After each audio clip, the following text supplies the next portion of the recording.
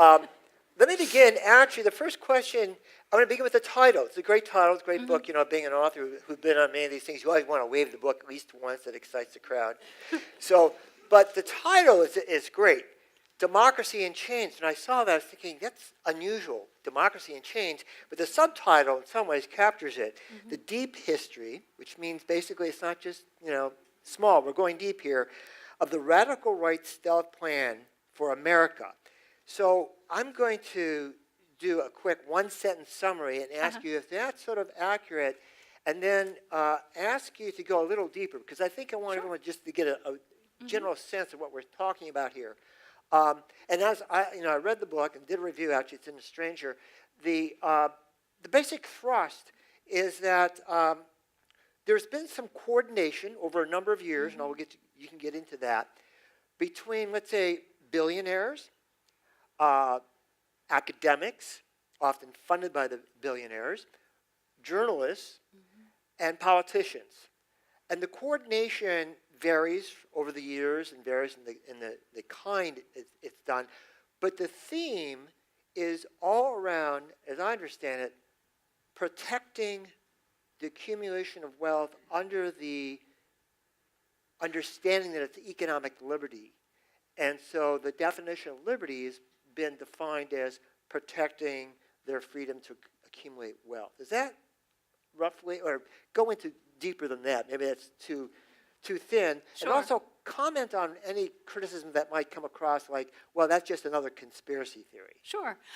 Well, so maybe I should start by saying, too, I'm a historian. So it's, and I found this story from the archives. When I set out to write it, the two people who loom largest in the book, an economist named James McGill Buchanan and, of course, Charles Koch, were unknown to me. I'd never heard of either of them in 2006. When I started research, I was looking at another topic, which was the state of Virginia's response to Brown versus Board of Education and its massive resistance policy in particular, and the role of school vouchers in that. But I came across this Buchanan and Charles Koch ultimately through that research. So it's I think you summarized it really well, Nick. But maybe what I would say is, to add to that, is that it is the story of a set of ideas that had their crucible in Virginia as the state of Virginia was fighting against the civil rights movement, seeing it as the latest incarnation of the kinds of popular struggles that brought the New Deal.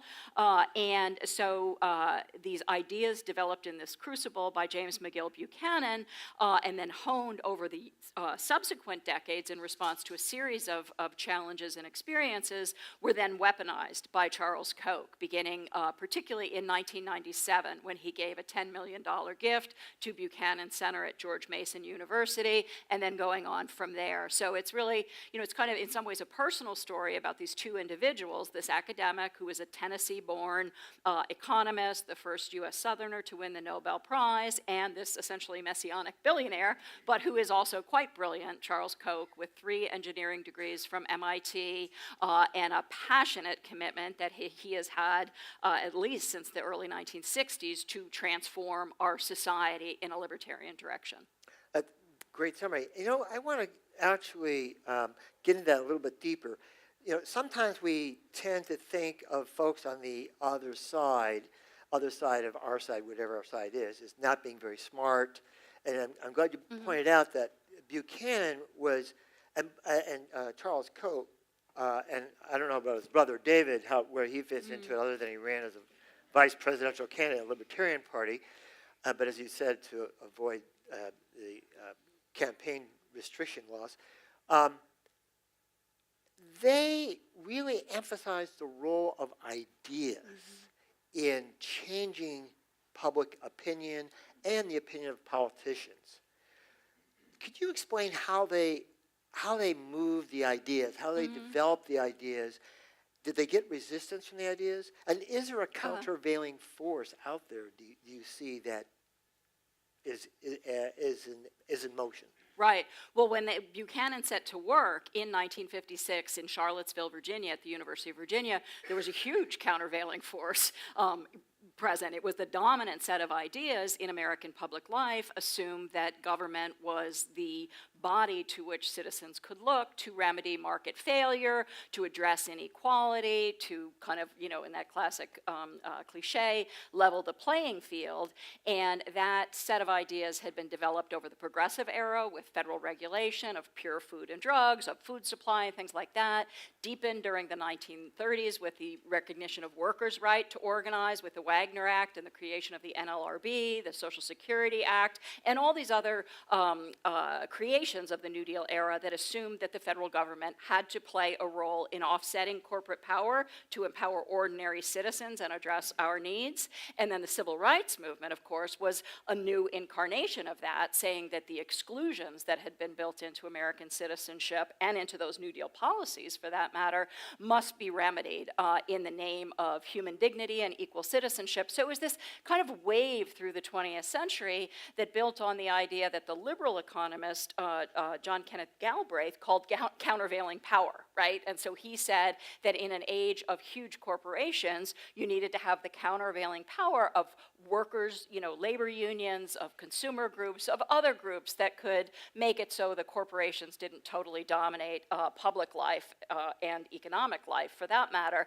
And so Buchanan was taking aim at all of that. He was part of this wider free market fundamentalist cause, some people call it neoliberalism, but this group that developed in 1947 called the Mont Pelerin Society. I don't want to go too far in the weeds, but he was part of that larger grouping that included Milton Friedman and Friedrich Hayek. But what Buchanan was doing that was distinctive was to try to undermine popular trust in government, popular faith in government.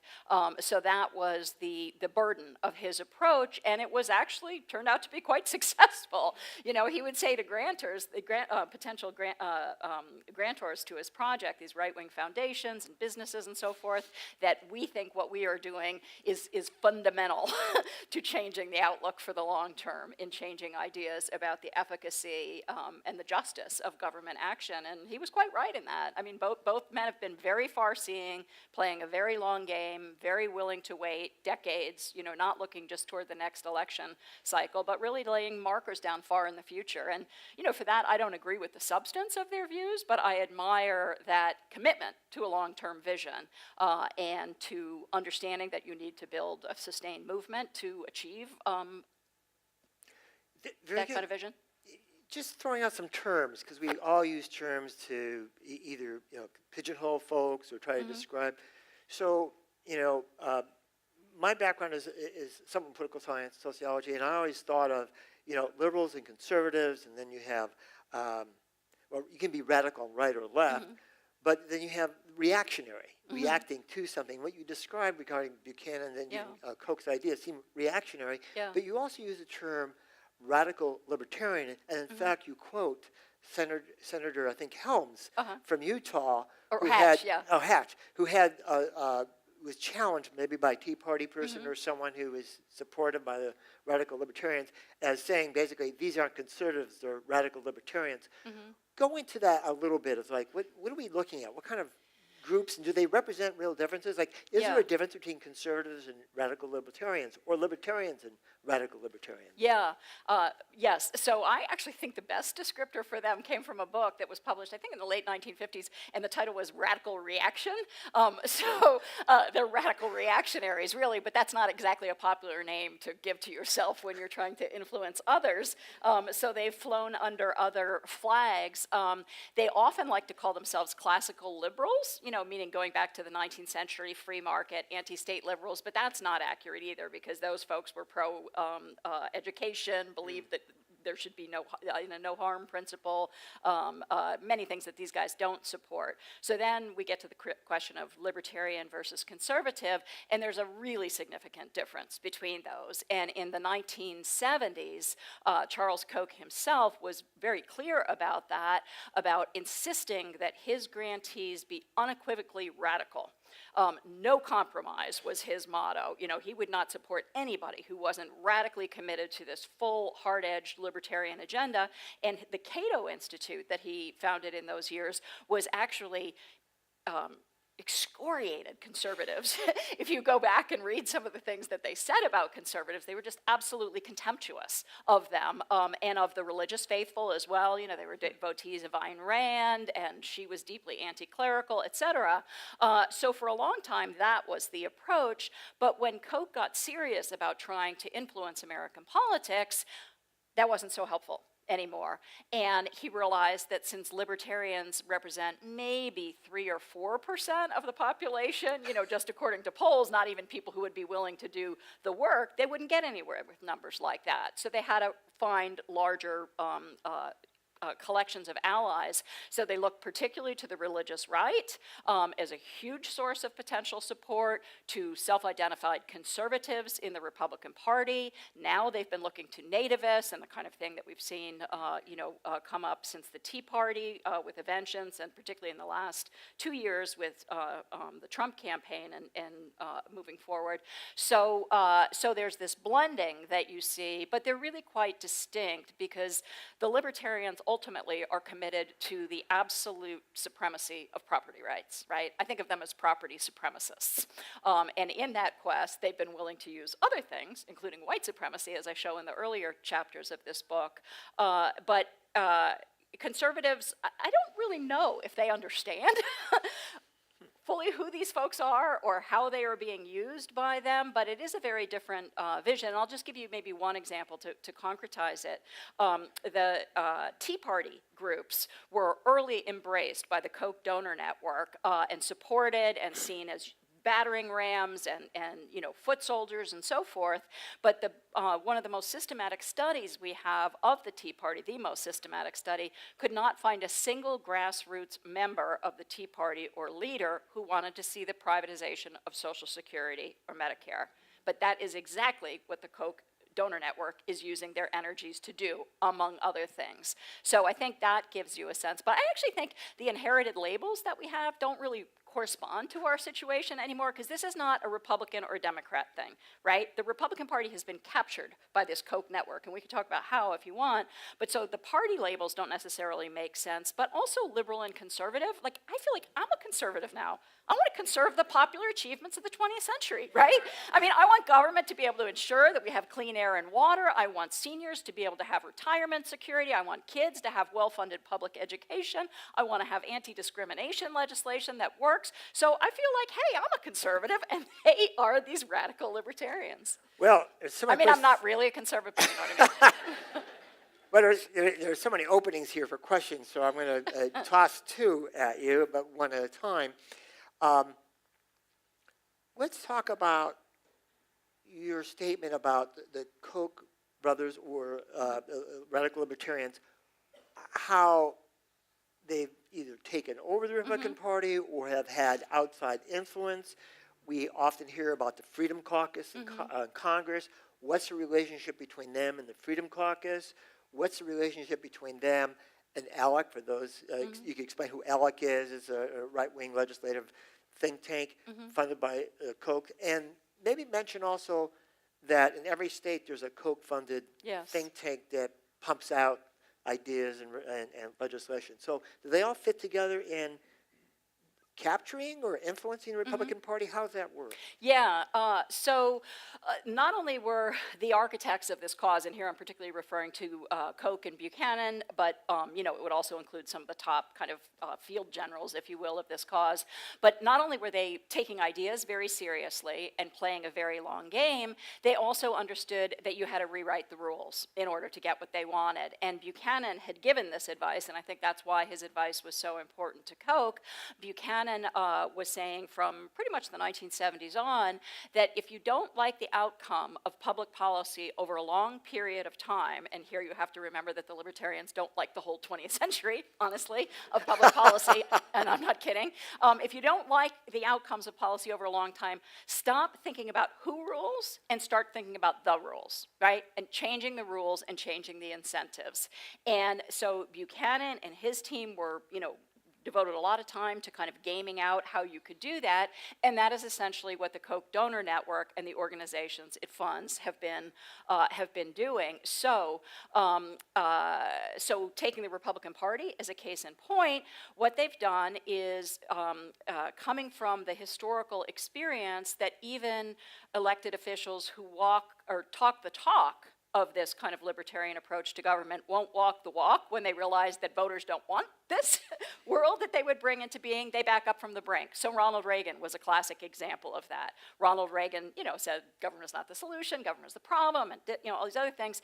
But even in his first budget, when he realized that he would have to carry out the libertarian vision, he would have to attack Social Security recipients, Medicare, veterans, farmers, on and on and on. He's like, I'm not going to do that. So he ran up the deficit instead. And so this is the repeated experience of this movement, that if the elected officials are responsive to voters, they won't carry out this agenda. So what they have done ingeniously through groups like Freedom Partners and the Club for Growth is build, and also pushing for Citizens United, is build up these huge pools of cash that they can then use to run primary challenges against any Republican who doesn't toe the line, right? They run a primary challenge from the right, and they can also reward those who are compliant with this dark money. And so with that, which one Koch official calls our secret sauce, so to speak, they have made it so that these Republican elected officials are answering to these arch-right donors who are far to the right of even the base of the Republican Party rather than the party members. And we saw that with those 3 healthcare bills. None polled above 18%, yet they were determined to get those through, and that's because they were trying to please the donors and avoid primary challenges. So I think that's a really concrete example. But as you say, there are so many organizations now working on this agenda. So they include the Heritage Foundation, Cato, I just mentioned Freedom Partners Chamber of Commerce. Koch provided seed money for the Federalist Society, which now vets all Republican judicial nominees. So there's all these national organizations. There's also the state organizations of something called the State Policy Network, and I believe yours is the Evergreen Policy Institute. I forgot to look before. Right, and it's also, there's an article that Danny Wisnett just did talking about, I think it's the Pacific Freedom Fund or something like that. And they are the one that he profiled someone rather in a positive light, saying how the Freedom Fund is now challenging a number of laws that Seattle has passed. Yes. And going to courts and trying to win those cases.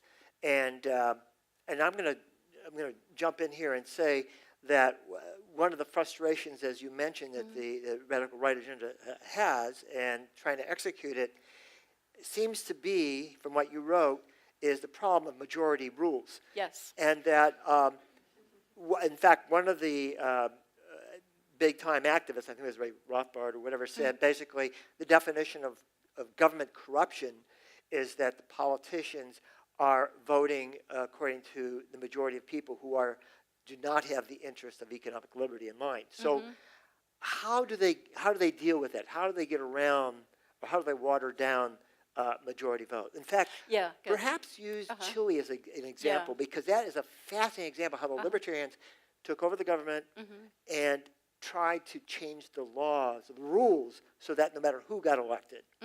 Yeah, so maybe this goes back also to an earlier part of a question that you asked and I realized I didn't answer, which is, what do you say if people say, oh, this is just a conspiracy theory? It's not a conspiracy. I never said it was a conspiracy. The only place that book appears, don't mention it here. Buchanan himself, though, when he started to organize, try to help organize a counterintelligentsia in the early 70s, said conspiratorial secrecy is at all times essential. But so he said that, I didn't. But I don't think this is a conspiracy, because a conspiracy by definition involves illegality. I don't think we actually have a word for what we're seeing, but what we're seeing is concerted action by some of the wealthiest people on the planet who have become convinced that their fellow citizens are exploiting them through the tax system, seriously, that are exploiting them. And so, and Buchanan used this language of predators and prey, and the predators were folks like senior citizens citizens seeking a prescription drug benefit, environmentalists seeking tax transfers to deal with brownfields or polluted water. Like all of these folks were the predators, and the prey were unwilling taxpayers like Charles Koch.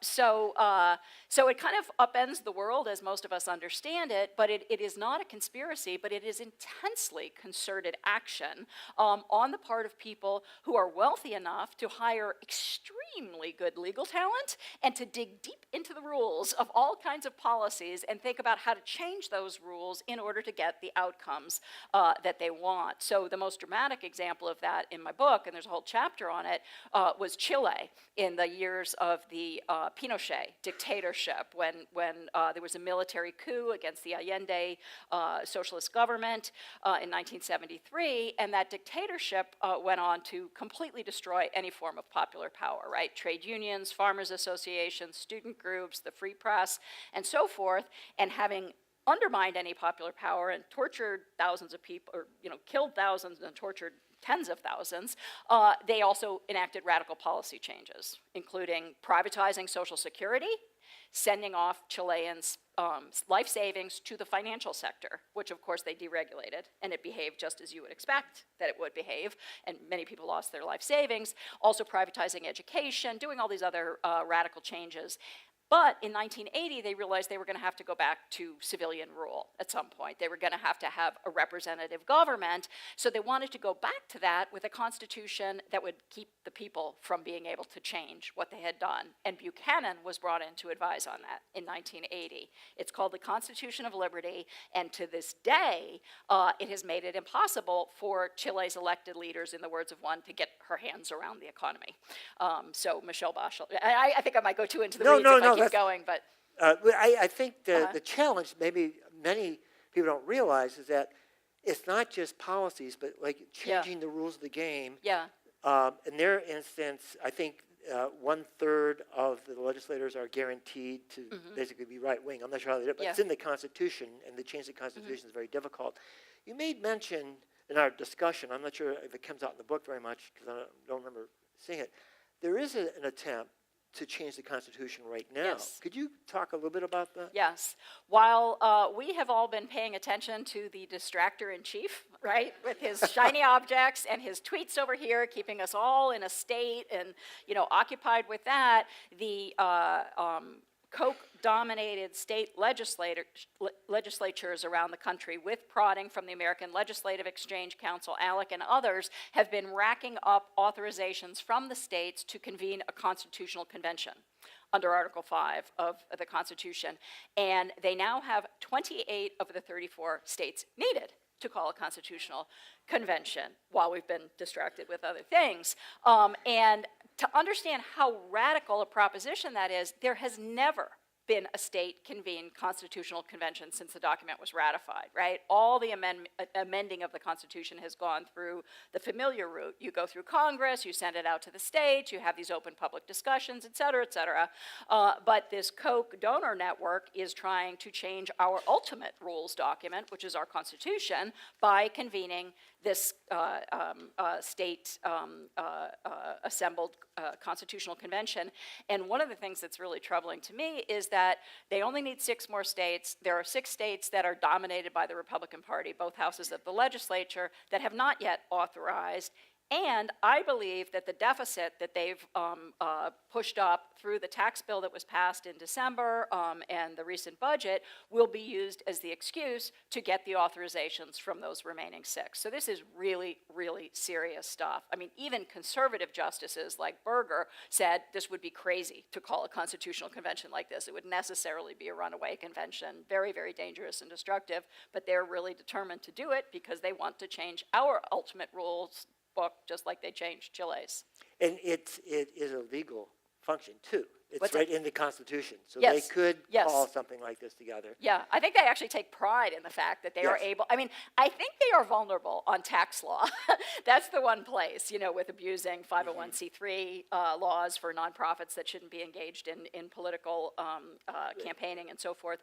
But basically, yes, this is a legal effort. They have lots of law professors that they fund and legal thinkers, and they've been thinking about this stuff for a long time, and they're figuring out ways to move legally heavily to bind popular power. I was unaware of this movement until I went to a couple ELA conferences, and they had major speakers talking about that. Wow. And one of the major pushes is to do, there's actually a division in the right wing. Some want a constitutional convention to just look at everything. Others want to limit it just to passing a balanced budget amendment. Yes. Which I think they see as a way of crippling government. Yeah, and also these guys are, I mean, if you have a lot of money, you can hire a lot of people, right? And so they hire pollsters, and they understand that a balanced budget amendment actually polls well, as does voter ID. So those are things that they push for above all. But the thing that most people don't understand about a balanced budget amendment is that it would undermine Social Security and Medicare and all the kinds of regulations that people care about.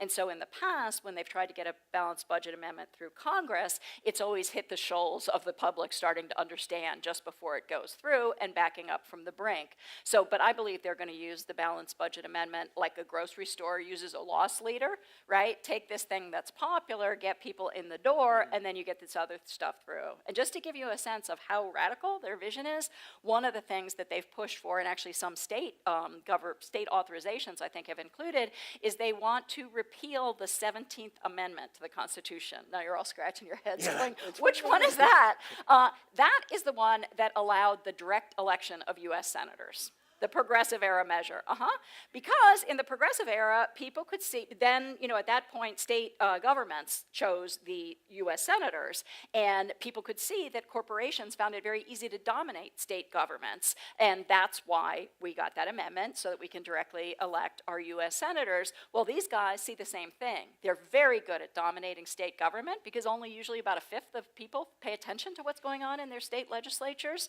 so they are trying to get rid of that. But that's, just one example of this. You can actually go online. If you look up liberty amendments, you'll see there are 10 of them. Some poll tested, like the balanced budget amendment and the voter ID. You read in your title, and then you talk about it in your chapters, the use of stealth. Yeah. That it runs somewhat along the lines of, since the majority of people do not support many of their policy objectives, they need to they need to market it in a way that is not necessarily straightforward, shall we say. And some of the strategies, again, in your book, you mentioned that they end up admiring, Rothbard and some other people, is V.I. Lenin, and not in the result, but in how Lenin was able to overthrow, in that case, it was the Kerensky government, which was supposedly a democratic government. And so, were they serious, or how does that tie into the stealth strategy? And is there really, as you said, as you began to say, a cadre of folks who are supporting these ideas and this forward movement?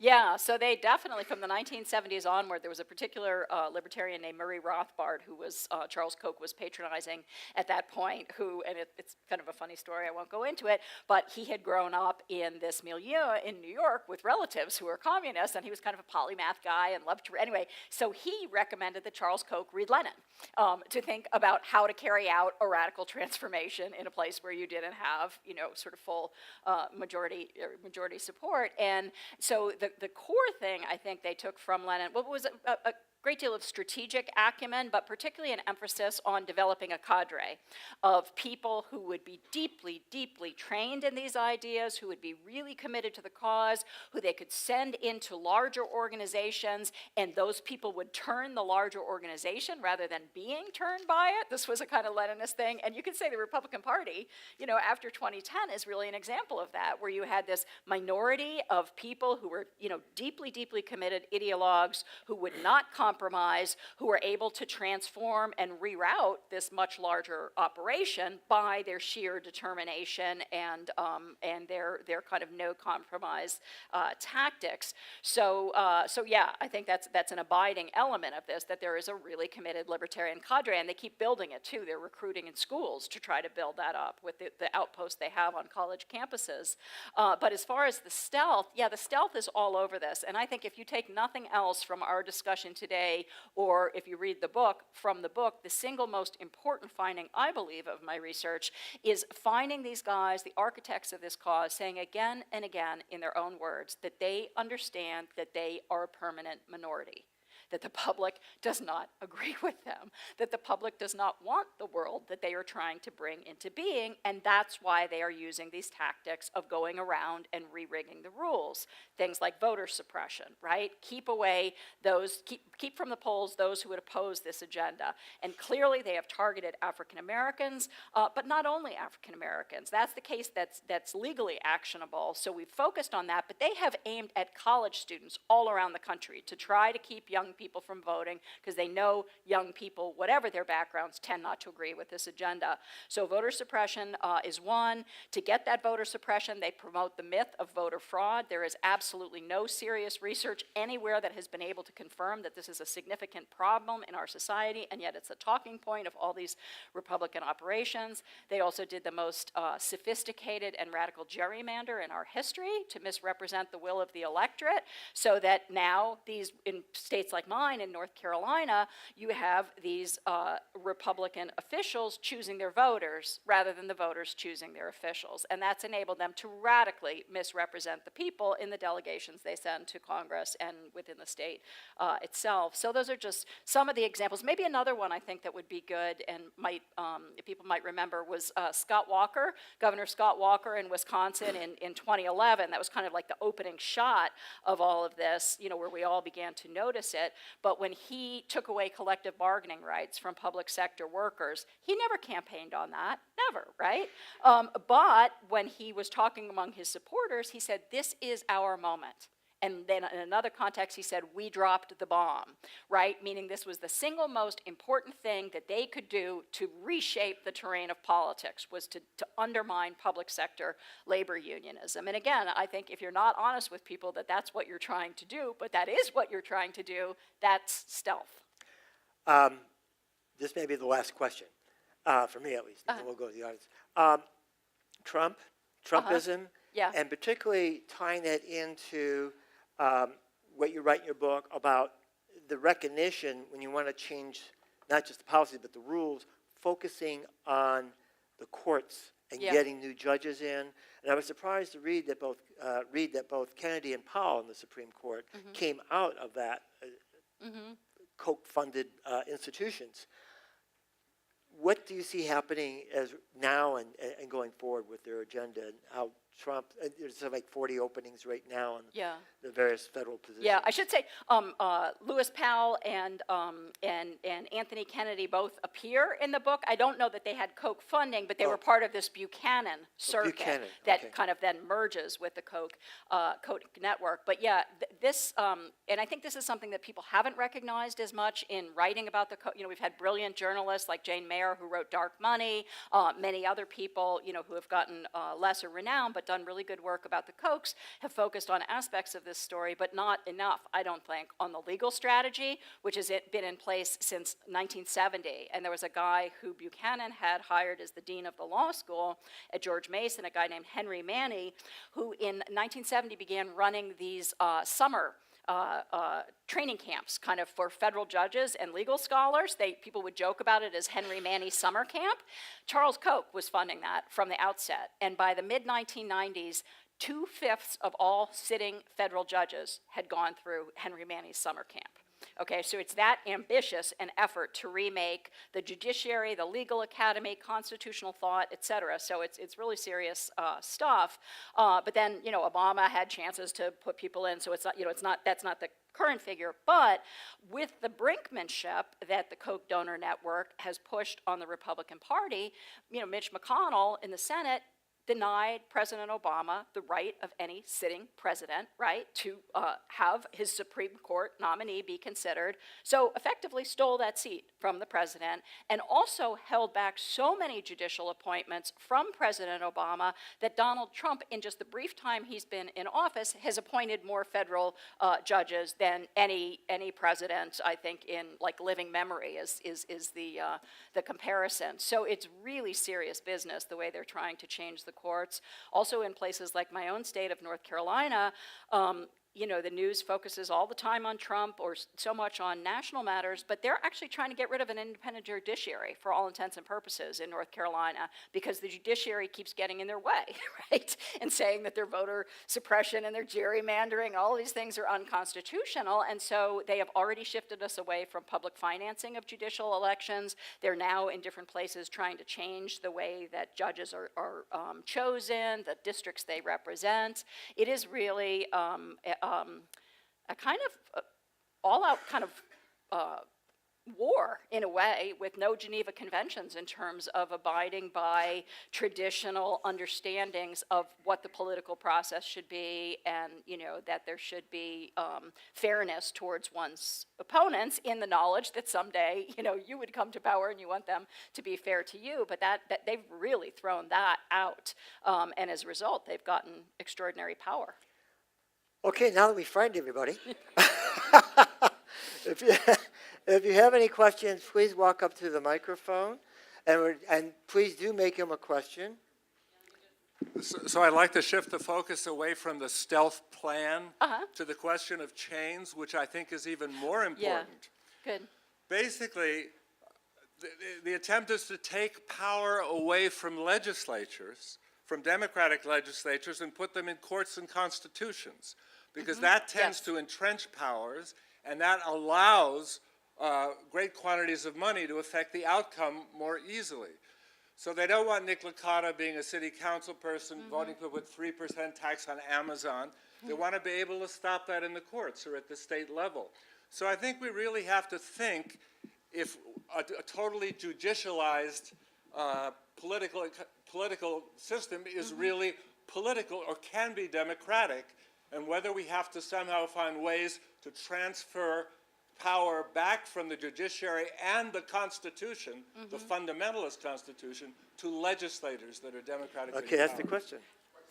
Excellent question, and very well expressed. He was saying that its strategy seems to be trying to take power away from legislators as the elected representatives of the people and lock it into the judiciary with a transformed constitution, so that legislators like Nick can't do things like a 3% tax on Amazon, or increasing the living wage, or having anti-discrimination ordinances. That is exactly right. That is precisely what this strategy is. And it's very interesting that after all these years of saying that they were against an activist judiciary, if you go and look at what particularly the libertarian right is saying now, one of their top people wrote a book called The Case for an Activist Judiciary.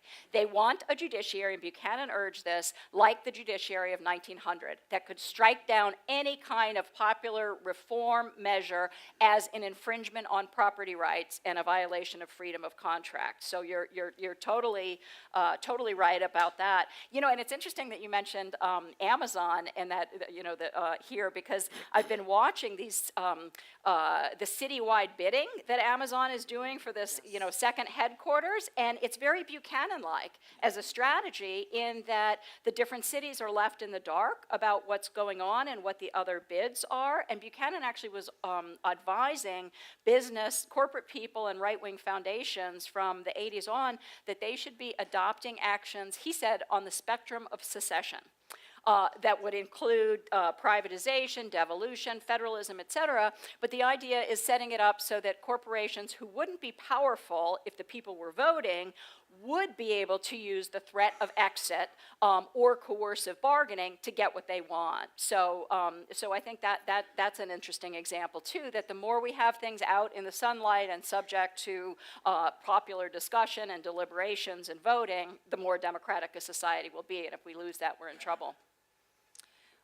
What has been the response of your students at Duke University to your book?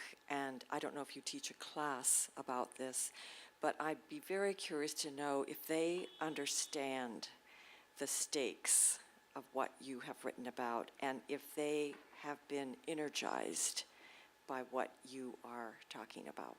Thanks. Well, I'm one of those teachers who doesn't, I don't know, sort of feel shy about teaching my own stuff or whatever. So I haven't taught my book either to graduate students or undergrads. So I'll answer the question differently and say that I've been speaking pretty much since the book was published around the country to all kinds of audiences. And it's been really exciting and I don't know, humbling and gratifying to see the response from people of all ages and across all sectors of progressive politics for the folks that are not on the campuses, that people are really understanding that this is an emergency moment for our democracy, that what's happening now is not at all normal and it's really dangerous, and it also means that those who have been trying to do the good work of advancing workers' rights, of getting things like family leave, all the good things that progressives try to do, that the old strategies are not working in the face of this enterprise, and so people are looking to develop new alliances, to try out new strategies, et cetera. So I've been really encouraged by that. So even though my message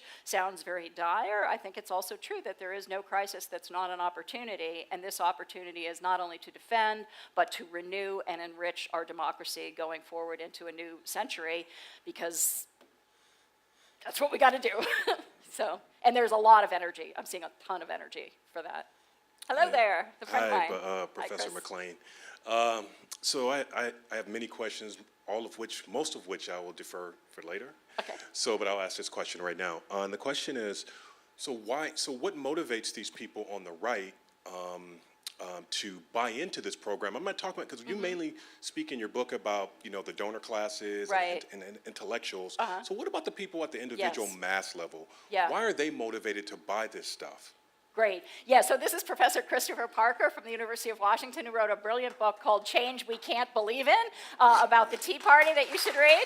And you're absolutely right that my book really focuses much more on these high strategists, and what they were doing. But as I said before, they understood, certainly by the 1990s, that there was no way that they were going to make it on their own steam, so they had to get these wider groups into action. So one of them is the religious right, particularly white evangelicals, and because white evangelical, it's not a theology, right? Because there are African-American evangelicals who don't share these political views. It's really, we're starting to realize how much white nationalism has been part of white evangelicalism, particularly in the more, certainly in places like Liberty University and whatnot.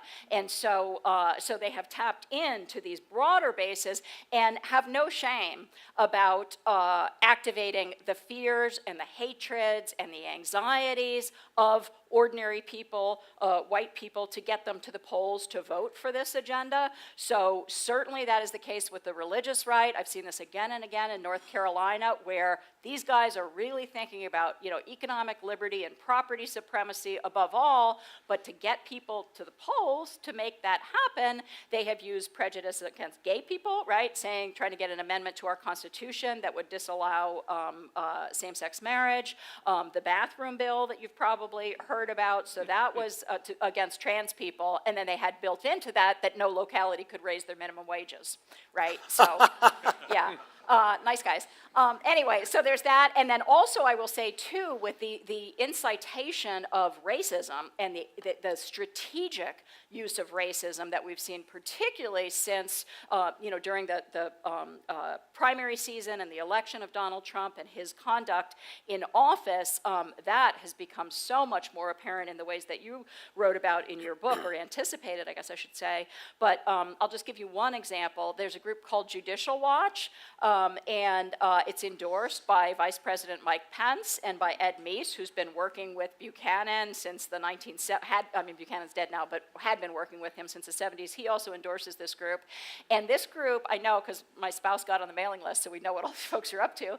They were sending out mailings regularly, I'd say probably like every week in the run-up to the 2016 election, saying, do you realize your election is about to be stolen by millions of illegal aliens? I mean, every word just about in that, except the prepositions, is a punch word, right? To these anxious white folks who fear their society's changing, who don't like all these brown people coming in, but it's total fake, right? Because these undocumented people aren't trying to vote, they're just trying to work. They don't want to get caught by the authorities and lose their chance to work. So it's just incendiary demagoguery. So yeah, so they can't get the ball down the field without tapping into these other things, which I also saw Buchanan's team doing at the University of Virginia in the era of massive resistance. That's where my story starts. And so Maya Angelou, the great writer, once said, when people show you who they are, believe them.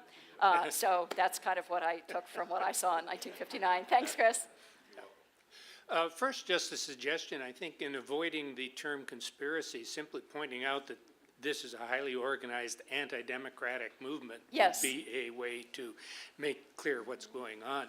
But a question about Buchanan's books, do they have any real continuing impact? I tried to get through a couple of them, and it's pretty tough going, and I find it hard to believe that anyone takes this stuff really seriously. Well, I like your summary. So what you say, a very determined, well-organized, concerted, anti-democratic movement. I think that's a good descriptor. On Buchanan's work, I mean, he actually was a much better writer than most economists. If there's anyone here who is an economist, they might challenge me. But he really wrote more in the vein of rethinking the social contract.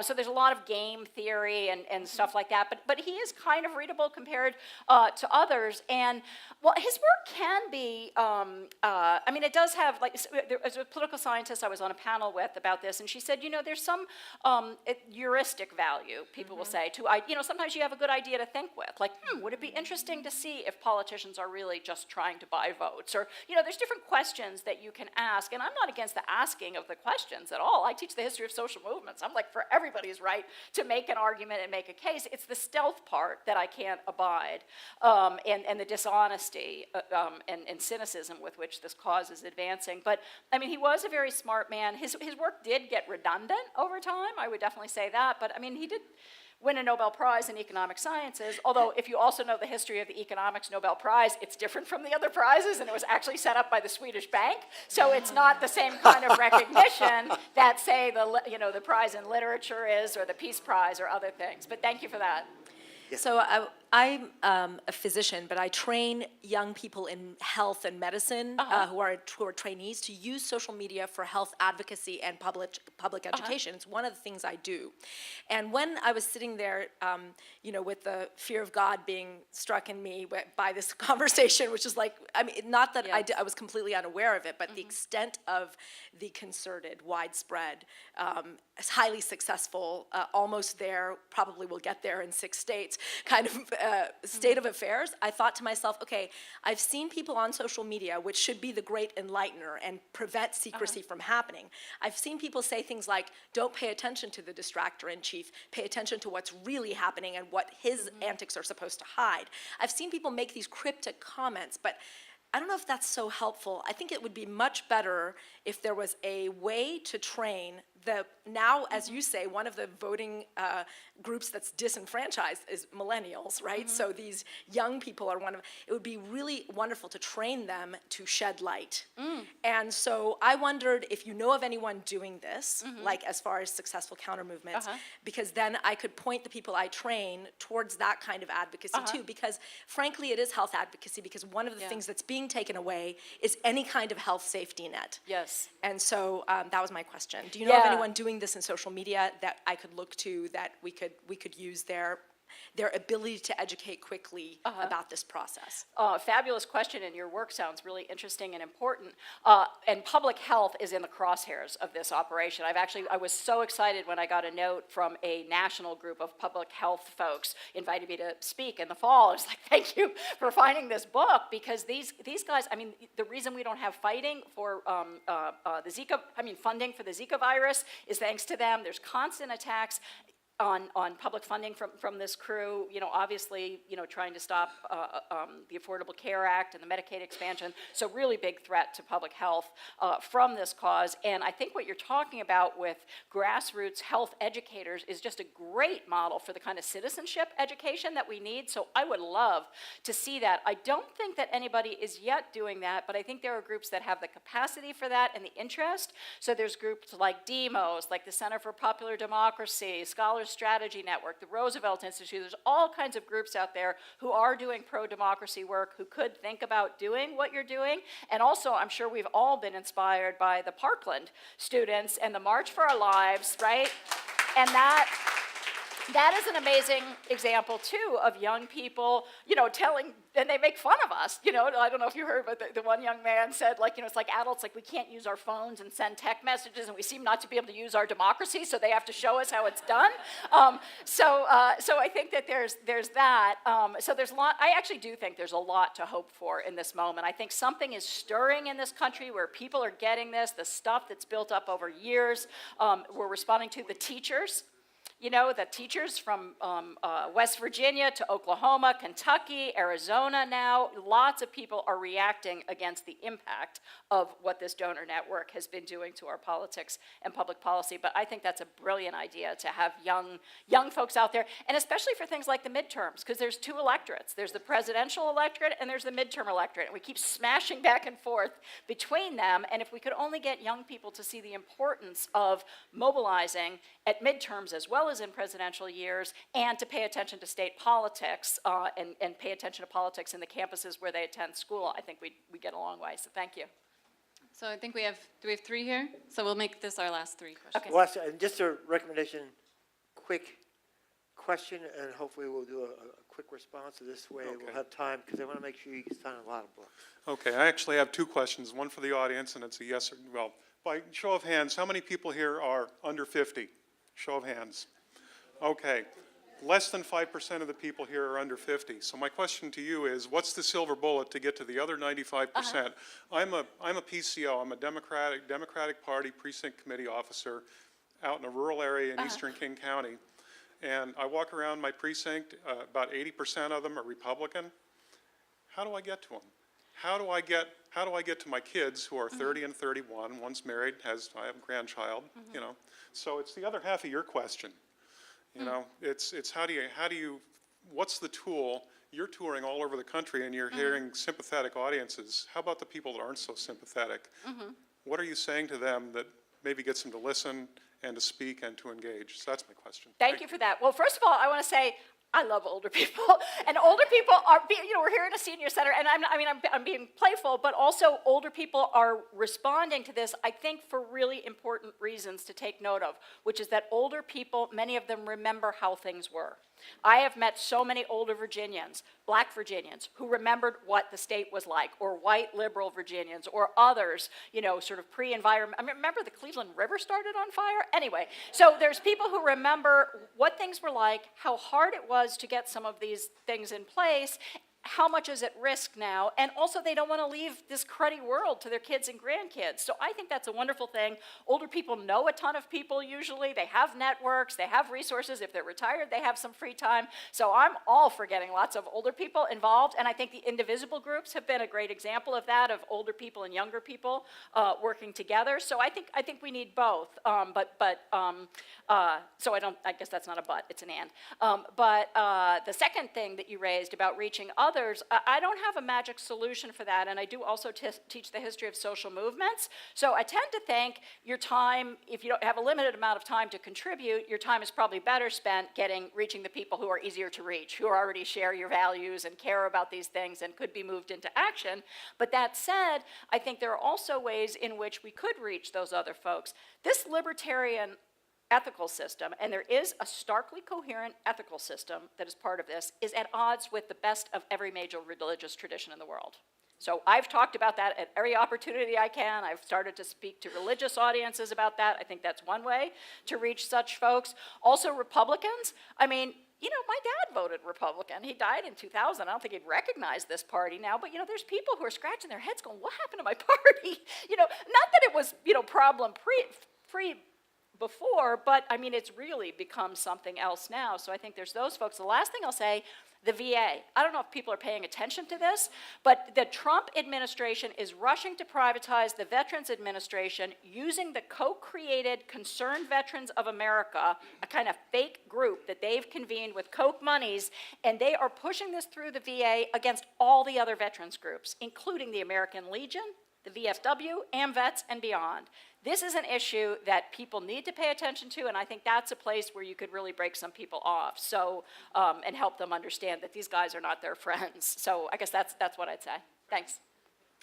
And also, any questions we can also talk one-on-one when we do the signings. Thank you for being here. Thank you for writing the book. And I have an answer to one of your questions, which is what should we call this? But let me ask my question first, which is you talked about the origins of this being in the or the resistance to desegregation. So the question I have is how much of this is really rooted in trying to spread what used to be the structure and politics of the South nationwide to create are they really a redeemer, a resurrected redeemer movement? And that's what they sound like. And so I'm asking, I'll leave it at that question. Yeah, that's a good question. And I think, well, these guys reacted to Brown versus Board of Education in the way that they did because it came after the New Deal, which was challenging their whole system of racial capitalism, right? So the race and the class have been entwined from the beginning with this cause, and it's a shame that so many liberal, commentators seem not to get this and keep wanting to do this silly identity politics versus class politics thing because they're all together, and the right is very strategically using racism. So if we don't challenge it, we play into their hands. But you're absolutely right that the vision of liberty that this cause upholds looks a lot to me like the Virginia of the 1950s and the traditions of the South that went into the attacks on Reconstruction, right? And attacking the legitimacy of African American citizens because the freed people made claims on government. So, so there's a deep history here that's being nationalized, and that's another reason why we're seeing so much of this pro-Confederacy. If you look at a lot of these pro-Confederate things, lo and behold, you see a lot of libertarians there. The group Uncoke My Campus just last week released a big report showing how much the Charles Koch Foundation is funding these neo-Confederate thinkers and white supremacist, thinkers who use the Confederacy as a model. So, great point. So, thank you. And the question, no, I just wanted to give her the answer to her question, which is state corporatism or fascism. That's the answer. I'm not with you there, but we can agree on one and differ on the other. That's fine, thank you. Thank you for talking tonight. It occurs to me that we're very lucky that President Obama didn't sign a memo somewhere that said the sun comes up in the morning, or we'd be living in the dark. Nicely And my put. question to you, your book is about intellectual people and intellectual arguments. Where does the viciousness come from? The cut everything down, fight everything to the death. The emotional viciousness is what really runs these people, not their highfalutin arguments. When they get drunk, they're not talking about the highfalutin arguments. They're talking about all the grievances, the emotional grievances. So I'm not sure if you've read the book, but the book really does go into these two characters, James Buchanan and Charles Koch, and so I think you'll find a lot more of that human stuff that you're talking about in the book rather than what I've said here. And by looking at Buchanan's private papers and correspondence and what have you against the published record, I think I've been able to provide much of what you're talking about, but you'd be the judge if you read it and you don't find it, then you can criticize me. Thanks so much for this thought-provoking discussion. When are you running for office? You'll be terrific. Well,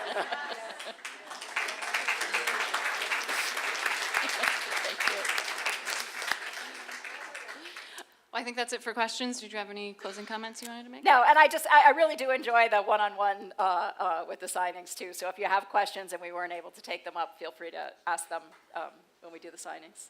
Thank you so much. Thank you so much for Great being here. questions. Thank you. Nice to be in Seattle. Thank you, Nick. Thank you. Great.